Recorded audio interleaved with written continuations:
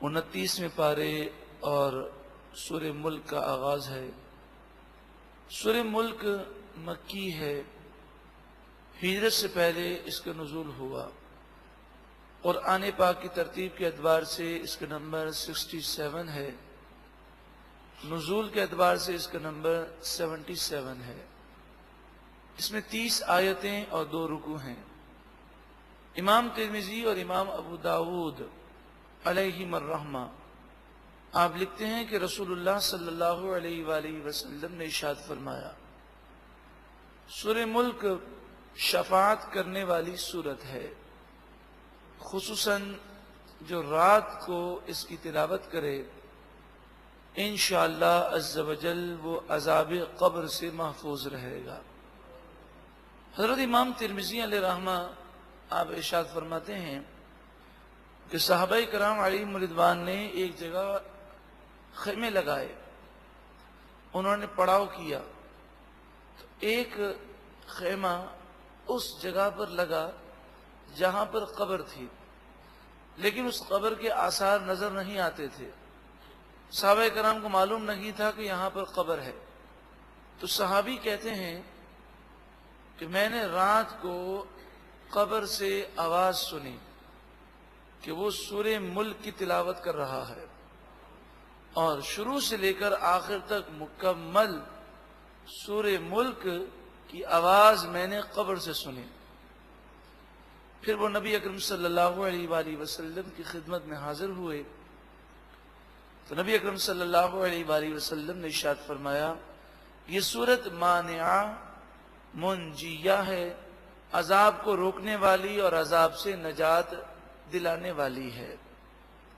بعض محدثین فرماتے ہیں اس کی شرح میں کہ سورہ ملک سے یہ محبت کرنے والا ہوگا جو قبر کے اندر ہے۔ سورہ ملک سے محبت اور سورہ ملک کو کثرت سے پڑھنے کی وجہ سے اللہ تبارک و تعالی نے اسے یہ اجازت عطا فرمائی کہ وہ قبر میں بھی سورہ ملک کی تلاوت کرے۔ اللہ رب العالمین ہمیں بھی قرآن پاک سے ایسی محبت عطا فرمائے، سچی محبت عطا فرمائے کہ قبر میں بھی ہمیں قرآن پڑھنے کی سعادت نصیب ہو۔ بسم اللہ الرحمن الرحیم، اللہ کے نام سے شروع جو بہت زیادہ مہربان نہایت رحم کرنے والا۔ ارشاد فرمایا، تبارک الذی بیدہ الملک، بڑی برکت والی ہے وہ ذات جس کے دستے قدرت میں ساری بادشاہت ہے، وَهُوَ عَلَى كُلِّ شَيْءٍ قَدِيرٌ، اور وہ ہر چاہت پر قادر ہے۔ الذی خلق الموت والحیات، وہ ذات جس نے موت اور زندگی کو پیدا کیا، لیبلوکم ایکم احسن عملا، تاکہ تمہارا امتحان لے، تاکہ تمہاری آزمائش ہو کہ تم میں سے کون اچھے اعمال اختیار کرتا ہے، کون ایک پاکیزہ زندگی گزارتا ہے۔ ہماری زندگی کا مقصد اللہ تعالیٰ کو راضی کرنا ہے۔ وَمَا خَلَقْتُ الْجِنَّ وَالْإِنسَ إِلَّا لِيَعْبُدُونَ، میں نے جنات اور انسانوں کو صرف اپنی عبادت کے لیے پیدا کیا۔ انسان اگر اپنے اس مقصد کو سمجھ جائے تو امام غزالی علیہ رحمہ فرماتے ہیں کہ وہ اس مقام پر فائز ہوتا ہے۔ اللہ تعالی جب اس سے راضی ہو جاتا ہے تو اسے وہ مقام دیا جاتا ہے جو عام فرشتوں سے بھی افضل و اعلیٰ ہے۔ اور فرمائے انسان اگر اپنے مقصد تخلیق کو بھول جائے تو امام غزالی علیہ رحمہ فرماتے ہیں کہ وہ جانوروں کی طرح ہوتا ہے، بلکہ جانوروں سے بھی بدتر ہوتا ہے۔ پھر امام غزالی علیہ رحمہ فرماتے ہیں، انسان دیکھ تیرے پاس 2 راہیں ہیں، یا تو وہ راہ اختیار کر کے فرشتوں سے اعلیٰ ہو جا، یا پھر وہ راہ اختیار کر کے جانوروں سے بدتر ہو جا۔ اب تو دنیا میں عقل مند اور دانا سمجھا جاتا ہے، اب دیکھنا یہ ہے کہ تو اپنی عقل کا استعمال کتنا کرتا ہے۔ جانوروں سے بدتر اس لیے فرمایا کہ جانور کو جس چیز کا احساس ہو کہ یہ چیز ہمارے لیے نقصان دہ ہے، جانور اس چیز کے قریب نہیں جاتا. لیکن انسان جانوروں سے بدتر ان معنوں میں ہے کہ اسے اللہ نے عقل دی ہے اور وہ اپنی عقل سے جانتا ہے کہ کون کون سی چیزیں میرے لیے نقصان دہ ہیں دنیا میں، قبر میں اور آخرت میں. اس کے باوجود وہ ان چیزوں کو اختیار کرتا ہے. پھر جانور عیش و عشرت کر کے کھا پی کر جب مر جاتا ہے تو نہ تو نزا کی اس کو تکالیف ہیں، نہ تو قبر کا عذاب ہے، نہ قیامت کی ہولناکیاں ہیں، نہ اس کے لیے جہنم کا عذاب ہے. مگر انسان اگر کھا پی کر جانوروں کی طرح زندگی گزار کر مر جائے اور اپنے رب کو ناراض کر لے تو پھر مرنے سے لے کر جہنم میں جانے تک عذابات، اور پھر اگر اس کا ایمان برباد ہو چکا ہے تو ہمیشہ جہنم میں جلنا ہے. اللہ تعالی ہمیں اپنی زندگی کا مقصد سمجھنے کی توفیق عطا فرمائے. وَهُوَ الْعَزِيزُ الْغَفُورُ، اور وہی غالب بخشنے والا مہربان ہے. الَّذِي خَلَقَ سَبْعَ سَمَاوَاتٍ طِبَاقًا، وہ ذات جس نے 7 آسمان بنائے، طِبَاقًا ایک کے اوپر دوسرا آسمان، اس طرح 7 آسمان ہیں. مَا تَرَىٰ فِي خَلْقِ الرَّحْمَٰنِ مِن تَفَاوُتٍ، تم رحمان عز و جل کی بنائی ہوئی کسی چیز میں کوئی فرق نہیں دیکھو گے، کوئی نقص نہیں دیکھو گے. فَارْجِعِ الْبَصَرَ، ان آسمانوں میں تمہیں کوئی نقص نظر نہیں آئے گا. فَارْجِعِ الْبَصَرَ، پھر دوبارہ دیکھو. هَلْ تَرَىٰ مِن فُطُورٍ، کیا تم کوئی رخنا، سوراخ یا کوئی عیب دیکھتے ہو آسمانوں میں؟ ثُمَّ ارْجِعِ الْبَصَرَ كَرَّتَيْنِ، پھر بار بار غور سے دیکھو. جتنی دفعہ دیکھو گے تمہیں آسمانوں میں، زمین میں اللہ کی قدرت اور عظمت کے دلائل مزید نظر آئیں گے. یعنی کسی چیز کو ہم دیکھتے ہیں، ایک دفعہ دیکھیں، دوسری دفعہ دیکھیں تو اس کے عیب نظر آتے ہیں، تیسری دفعہ دیکھیں تو اور عیب نظر آتے ہیں. لیکن آسمان و زمین اللہ رب العالمین کی وحدانیت پر وہ دلائل ہیں کہ ان کو جتنی دفعہ غور سے دیکھیں اتنی دفعہ اللہ تعالیٰ کی عظمت اور اللہ تبارک و تعالیٰ کی قدرت کے دلائل نظر آتے ہیں. يَنْقَلِبْ إِلَيْكَ الْبَصَرُ خَاسِئًا، بار بار دیکھنے کے باوجود نگاہیں ناکام پلٹتی ہیں، کوئی عیب تم نہیں ڈھونڈ سکتے. وَهُوَ حَسِيرٌ، اور وہ نگاہیں تھکی ہوئی ہیں، وہ تھک جاتی ہیں، مگر اللہ کی بنائی ہوئی چیزوں میں انہیں عیب نہیں ملتا. وہ آسمان جو رب نے پیدا کیے، وہ زمین جو رب نے بنائی، جن کے عیب کو تم تلاش نہیں کر سکتے، بلکہ سائنسدانوں نے ترقی کرتے کرتے کرتے آخر کار انہوں نے کہہ ہی دیا کہ صرف 4% کائنات کو ہم نے دیکھا ہے. 96% کائنات ہم سے اوجھل ہے، ابھی پوشیدہ ہے، اور یہ 4% بھی ان کا اندازہ ہے. ہو سکتا ہے آگے جا کر یہ کہیں کہ ہم نے تو 1% کے کروڑویں حصے کو دیکھا ہے، کائنات تو بہت بڑی ہے. وَلَقَدْ زَيَّنَّا السَّمَاءَ الدُّنْيَا بِمَصَابِيحَ، اور بے شک ضرور ہم نے آسمان دنیا کو چراغوں سے آراستہ کیا، یعنی ستاروں سے آسمان دنیا کو روشن و منور کیا. وَجَعَلْنَاهَا رُجُومًا لِلشَّيَاطِينِ، اور ہم نے ان ستاروں کو شیطانوں کے لیے مار بنایا کہ جب یہ شیاطین، جنات غیب کی خبریں حاصل کرنے کے لیے آسمان کے قریب جانے کی کوشش کرتے ہیں، فرشتوں کے کلام کو سننے کی کوشش کرتے ہیں، تو ایک شعلہ، ایک گرم آگ انہیں ستاروں کے ذریعے ماری جاتی ہے۔ وَأَعْتَدْنَا لَهُمْ عَذَابَ السَّعِيرِ، اور ہم نے ان شیاطین کے لیے، سرکش جنات کے لیے اور سرکش انسانوں کے لیے بھڑکتی ہوئی آگ کا عذاب تیار کیا۔ وَلِلَّذِينَ كَفَرُوا، اور کافروں کے لیے، وہ کافر جنہوں نے انکار کیا بِرَبِّهِمْ، اپنے رب کا، عذاب جہنم، کافروں کے لیے جہنم کا عذاب ہے۔ وَبِئْسَ الْمَصِيرُ، اور جہنم بہت ہی بری جگہ ہے پلٹنے کی۔ اِذَا أُلْقُوا فِيهَا، جب وہ جہنم میں ڈالے جائیں گے، سَمِعُوا لَهَا شَهِيقًا، تو وہ جہنم کی زوردار آوازیں سنیں گے۔ شہیقاً، چنگار، زوردار آواز، جہنم انہیں پکار رہی ہوگی۔ اور جس طرح بھوکا شیر کھانے کو دیکھ کر وہ کھانے کی طرف لپکتا ہے، اس طرح جہنم کی آگ کافروں کی طرف لپکے گی۔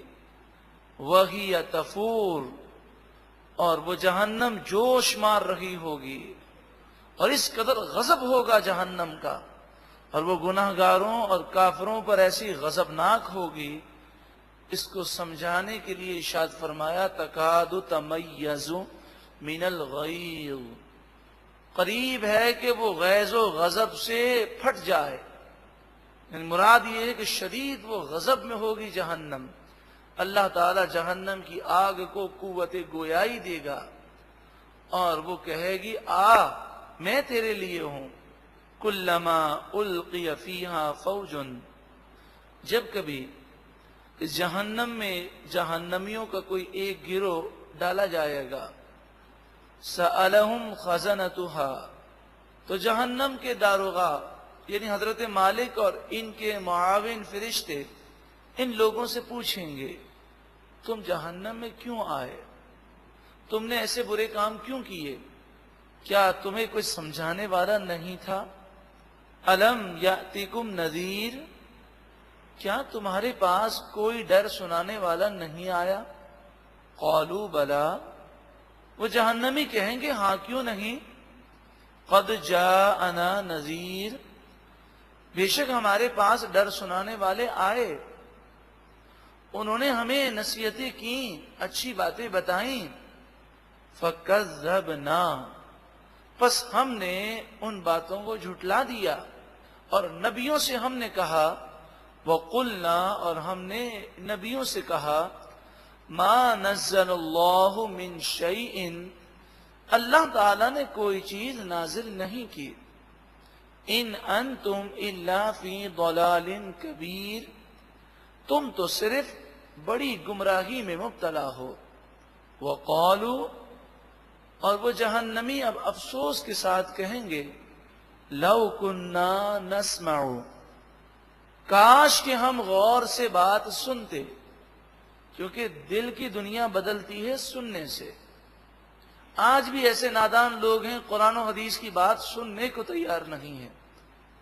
آپ انہیں قرآن و حدیث کی روشنی میں کوئی بیان ہو اس کی کیسٹ دیں تو بسا اوقات چپکے سے لے کر رکھ لیتے ہیں، سنتے نہیں، اور بعض ایسے جری ہوتے ہیں کہ وہ کہہ دیتے ہیں کہ بھائی ہم تو اسے نہیں سنیں گے، سنیں گے تو عمل کرنا پڑے گا۔ کتنی بڑی نادانی ہے۔ اسی طرح کافروں کا حال ہے کہ وہ سننے کو تیار نہیں ہے۔ وقالوا لو كنا نسمع، اور وہ کہیں گے کاش ہم سنتے، اگر ہم غور سے سنتے، او نعقل، یا سمجھتے، اپنی عقل کو استعمال کرتے، ما كنا فی اصحاب السعیر، تو ہم جہنمیوں میں سے نہ ہوتے، ہم جہنم والے نہ بنتے۔ فاعترفوا بذنبہم، پس وہ اپنے گناہوں کا اعتراف کریں گے، اپنے گناہوں پر آنسو بہائیں گے، چیخیں گے، چلائیں گے، روئیں گے، معافیاں مانگیں گے، مگر اب کوئی فائدہ حاصل نہ ہوگا۔ فسحقا لاصحاب السعیر، پس لعنت ہو جہنمیوں پر، پھٹکار ہو جہنمیوں پر کہ ساری زندگی اللہ کو ناراض کرتے رہے، اب جب جہنم کا عذاب دیکھا تو اب ماننے لگے۔ لیکن دنیا میں زندگی گزارنے والے سب نادان نہیں ہیں۔ ان الذین یخشون ربهم بالغیب، بالغیب بن دیکھے، بے شک وہ لوگ جو بن دیکھے اپنے رب سے ڈرتے ہیں، عذاب کا خوف ہے، گناہ چھوڑ رہے ہیں اللہ کے عذاب سے ڈر کر، لہم مغفرۃ، ان کے لیے مغفرت ہے، وَأَجْرٌ کبیر، اور ان کے لیے بڑا اجر ہے۔ اب ہماری محرومی تو دیکھیں آپ کہ روزانہ رات کو سورہ ملک پڑھنے کا ہمیں حکم دیا گیا، بے شمار لوگ سورہ ملک رات کو پڑھتے ہیں، لیکن جو حکمت رسول اللہ صلی اللہ علیہ وآلہ وسلم کے فرمان میں ہے کہ جب کوئی رات کو سونے سے پہلے سورہ واقعہ پڑھے، سورہ ملک پڑھے، ان صورتوں کو سمجھ کر اور ان باتوں کو دہرا کر وہ سوئے گا تو صبح ایک نئے عزم کے ساتھ وہ اٹھے گا۔ لیکن آج ہم نے کبھی سورہ ملک کے معنی پر غور کرنے کی کوشش ہی نہیں کی۔ ہم معنی پہ غور کرتے اور غور کر کے رات کو ایک مرتبہ پڑھ کے سوتے تو یقیناً یہ سورہ ملک ایسی صورت ہے کہ ہم گناہوں سے توبہ کر کے سوتے اور صبح ایک نئے عزم کے ساتھ ایک پاکیزہ زندگی گزارنے کے ارادے کے ساتھ اٹھتے، مگر شیطان نے ہمیں قرآن پاک سمجھنے سے دور کر دیا۔ وَأَسِرُّوا قَوْلَكُمْ، تم اپنی باتیں آہستہ کہو، أَوِ اجْهَرُوا بِهِ، یا زور سے کہو، إِنَّهُ عَلِيمٌ بِذَاتِ الصُّدُورِ، بے شک اللہ تعالیٰ تمہارے سینوں کے رازوں کو بھی جانتا ہے۔ اس آیت کا شان نزول اس طرح ہے کہ مشرکین آپس میں یہ کہتے، مکہ مکرمہ کے کافر آپس میں یہ کہتے کہ آہستہ آہستہ بات کرو، کیونکہ تم جو کہتے ہو یہ باتیں محمد صلی اللہ تعالی علیہ وآلہ وسلم کا رب سن لیتا ہے، پھر جو تم کہتے ہو قرآن کی آیتیں نازل ہو جاتی ہیں، لہذا آہستہ آہستہ کہو تاکہ محمد صلی اللہ علیہ وسلم کا رب نہ سنے۔ تو فرمایا تم آہستہ کہو کہ زور سے کہو، وہ تو سینوں کے رازوں کو بھی جانتا ہے۔ الا یعلم من خلق، کیا وہ نہ جانے جس نے تمہیں پیدا کیا؟ جس نے پیدا کیا وہ اپنی مخلوق کو زیادہ جانتا ہے۔ وَهُوَ اللَّطِيفُ الْخَبِيرُ، وہی ہر باریکی کو جاننے والا خبردار ہے، باخبر ہے۔ هُوَ الَّذِي، وہ ذات جس نے جَعَلَ لَكُمُ الْأَرْضَ ذَلُولًا، جس نے تمہارے لیے زمین کو نرم بنایا۔ ذلولاً کے معنی تابع، یہاں تابع اور نرم ہونے سے یہ مراد ہے کہ زمین پر زندگی گزارنے کے لیے جن چیزوں کا ہونا ضروری تھا اللہ تعالیٰ نے وہ تمام چیزیں زمین پر پیدا فرمائیں۔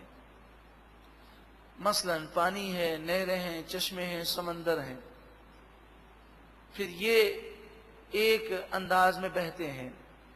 یہاں پر زمین پر چلنا ہمارے لیے آسان ہے، کوئی مشینری ہمیں لگانی نہیں پڑتی، لیکن آپ زمین سے نکل کر خلا میں جائیں تو آپ جانتے ہیں وہاں پر سانس لینا مشکل ہے، وہاں کی زمین پر کھڑا رہنا مشکل ہے۔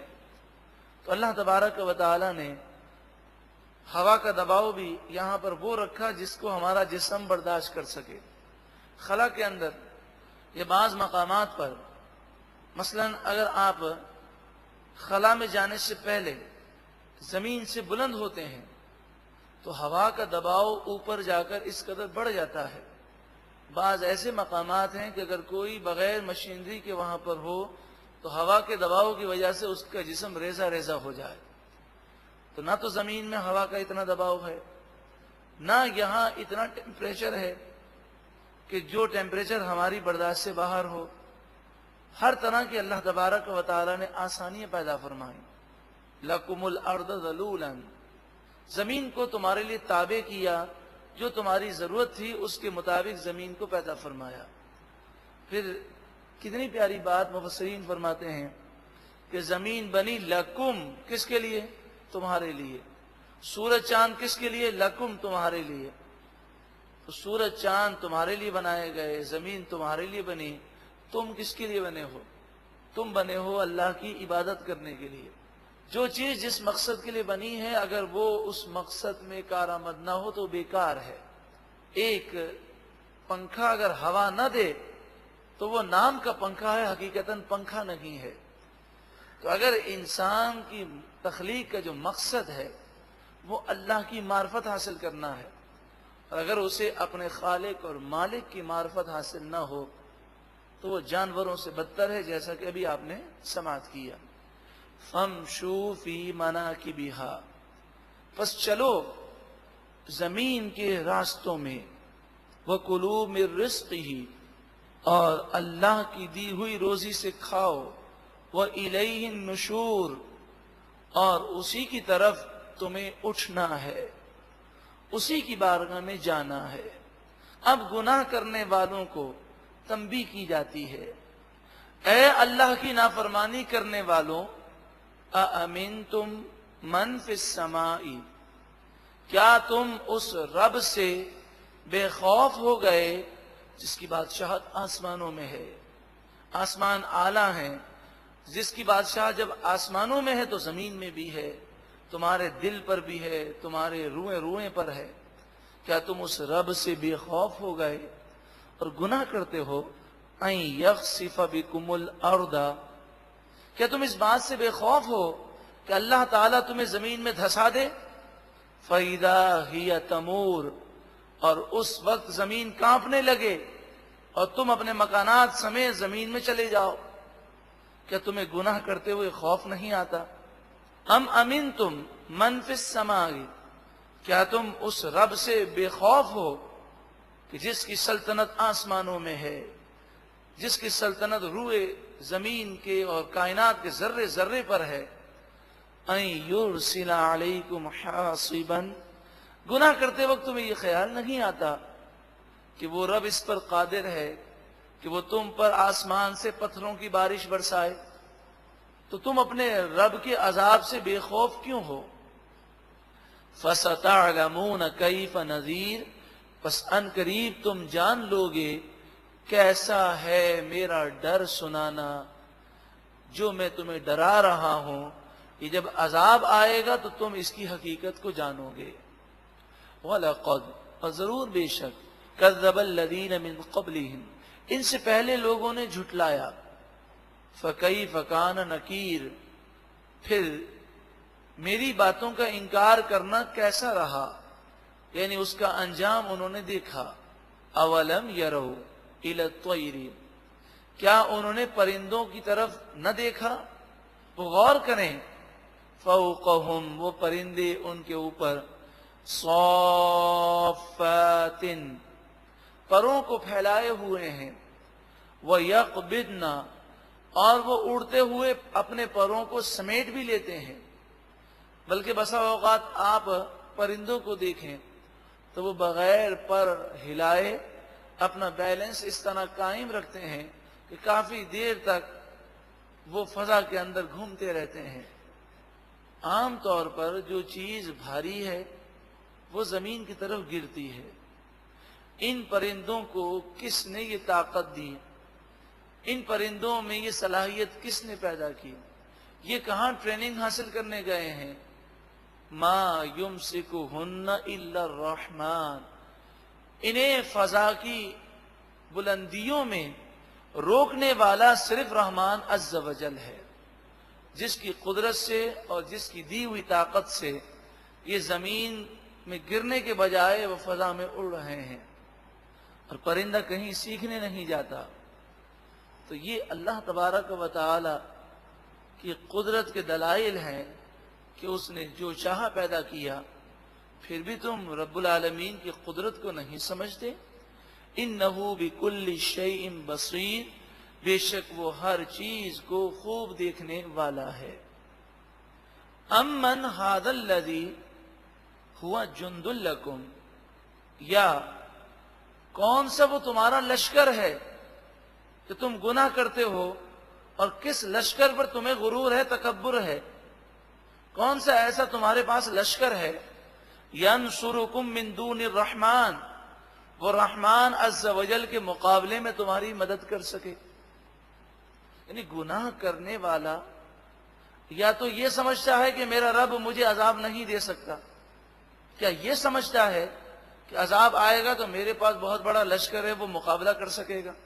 جب ایسی بات نہیں تو پھر اللہ کی نافرمانی وہ کیوں کرتا ہے؟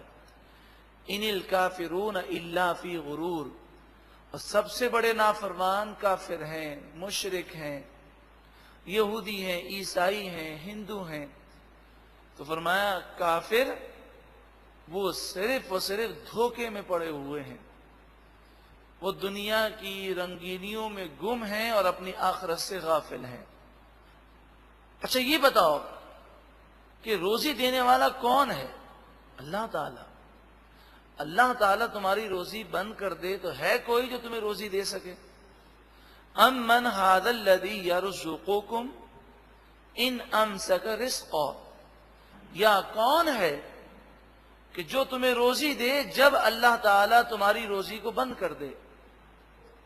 تو جب وہ اپنا رزق بند کر دے تو کوئی روزی نہیں دے سکتا، تو پھر اسی کی فرما برداری کرو۔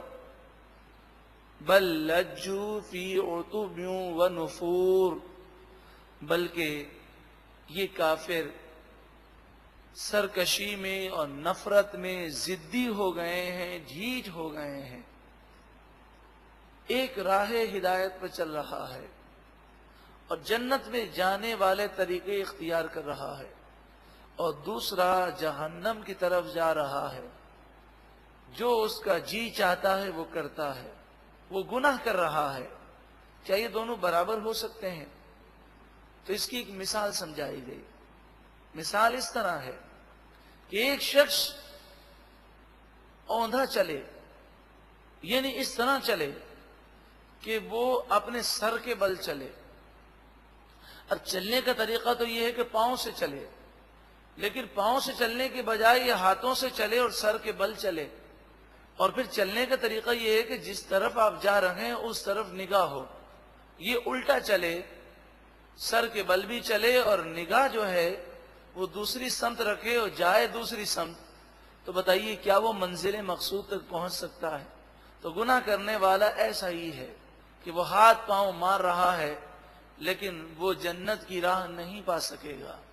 افمن یمشی مکبا علی وجہہ، کیا جو اپنے چہرے کے بل الٹا چلے، اہدا وہ زیادہ راستہ پانے والا ہے، ام من یمشی سویا علی صراط مستقیم، یا وہ زیادہ راستہ پانے والا ہے جو سیدھے راستے پر سیدھا چلے۔ اب اللہ تبارک و تعالی اپنی نعمت کا ذکر فرماتا ہے کہ تمہیں اللہ تعالیٰ نے آنکھ، کان، عقل کی نعمت سے بہرور کیا۔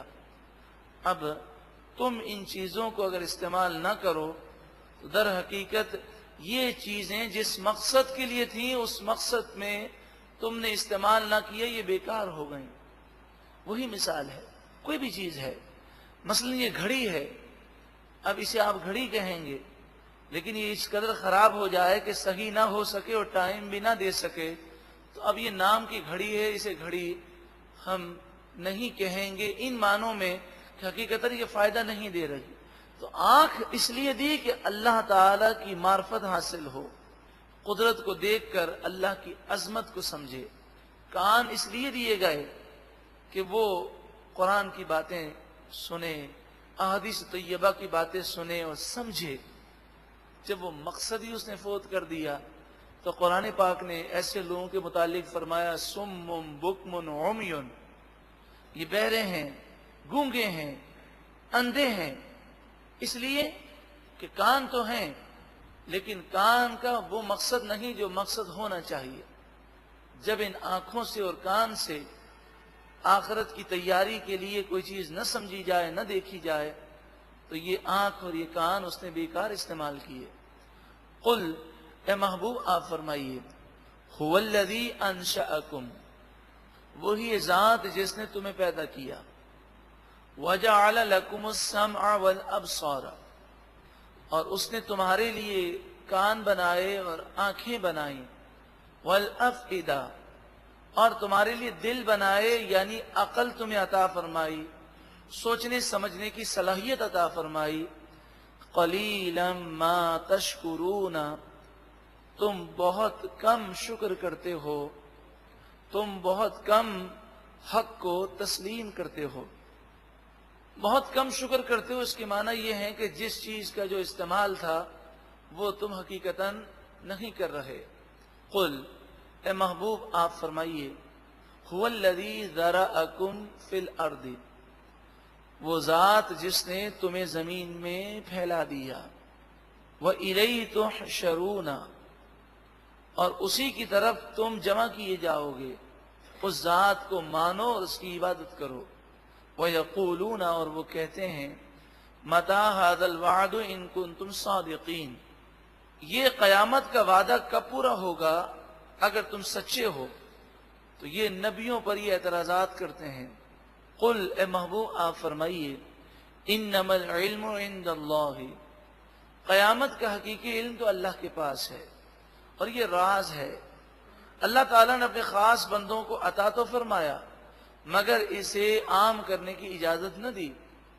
وَإِنَّمَا أَنَا نَذِيرٌ مُبِينٌ، اور میں تو صرف ڈر سنانے والا ہوں، واضح ڈر سنانے والا ہوں۔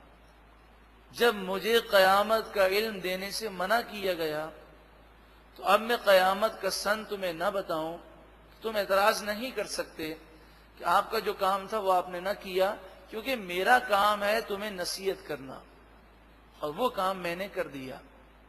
فَلَمَّا رَأَوْهُ زُلْفَةً، پھر جب یہ لوگ قیامت کو اپنے قریب دیکھیں گے، سیئت وجوہ الذین کفروا، کافروں کے چہرے بگڑ جائیں گے، کالے پڑ جائیں گے، سیاہ ہو جائیں گے۔ وقیل، اور کہا جائے گا، ھذا الذی کنتم بہ تدعون، یہ وہی عذاب ہے جو تم مانگا کرتے تھے، جس عذاب کی تم جلدی مچاتے تھے وہ عذاب آ گیا۔ قل، اے محبوب آپ فرمائیے، ارأیتم ان اہلکنی اللہ، ذرا بتاؤ تو صحیح، اگر اللہ تعالی مجھے وفات دے دے، ومن معی، اور جو میرے ساتھ ہیں وہ بھی اس دنیا سے تشریف لے جائیں، او رحمنا، یا اللہ تعالی رحم فرمائے ہم پر، یعنی ہمیں لمبی عمر دے، تو اس سے کیا فرق پڑتا ہے؟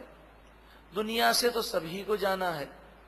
کافر یہ کہتے تھے کہ یہ دین اسلام ایک وقتی تحریک ہے، حضور کے وصال ظاہری پر یہ اسلام ختم ہو جائے گا، اور یہ حضور صلی اللہ علیہ وسلم کے وصال کی تمنا کرتے، آپ کے انتقال کی تمنا کرتے۔ تو فرمایا کہ میں لمبا عرصہ دنیا میں رہوں یا مختصر عرصہ رہ کر اپنا مشن پورا کر کے یہاں سے تشریف لے جاؤں، تم پر جو عذاب آنا ہے وہ تو ہر صورت میں آئے گا۔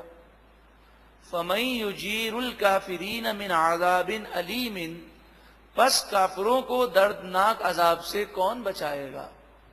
قل، اے محبوب آپ فرمائیے، هو الرحمن، ساری طاقتیں رکھنے والی ذات وہ رحمان ہے، آمنا بہ، ہم اس پر ایمان لائے، وعلیہ توکلنا، اور اسی پر ہم نے بھروسہ کیا، فستعلمون، پس ان قریب تم لوگ جان جاؤ گے، من ہوا فی ضلال مبین، کون کھلی گمراہی میں مبتلا ہے۔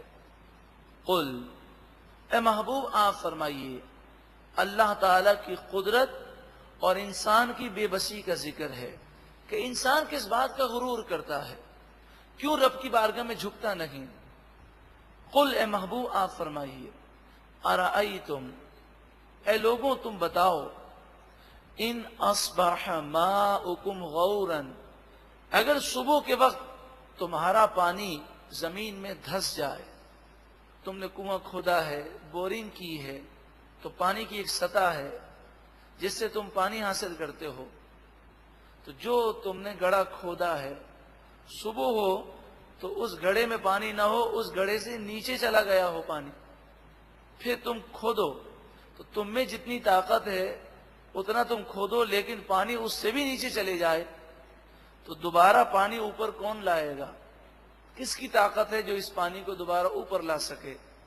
فَمَن يَأْتِيكُم بِمَاءٍ مَّعِينٍ، پس کون ہے جو اس پانی کو اوپر نگاہوں کے سامنے بہتا ہوا لائے؟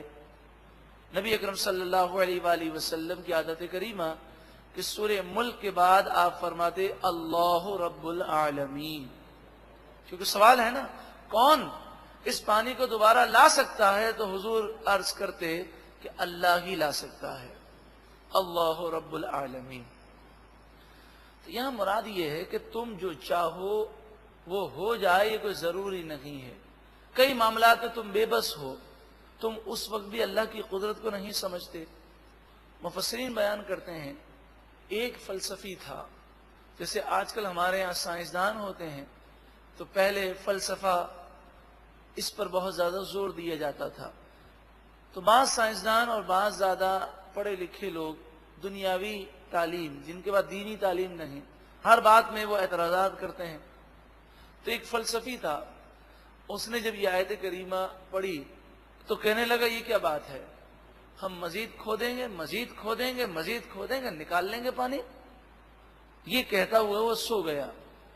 صبح اٹھا تو اس کی آنکھوں کا پانی وہ غائب ہو چکا تھا، اس کی آنکھیں خشک ہو چکی تھی، وہ نابینا ہو گیا۔ تو غیب سے ندا آئی کہ اب ان آنکھوں کے پانی کو ذرا کھود کے نکالو۔ بے بس ہے انسان، یہاں صرف پانی مراد نہیں بلکہ بے بسی ظاہر کرنا ہے۔ انسان غرور و تکبر نہیں کر سکتا۔ اللہ رب العالمین کی شان سب سے بلند و بالا ہے۔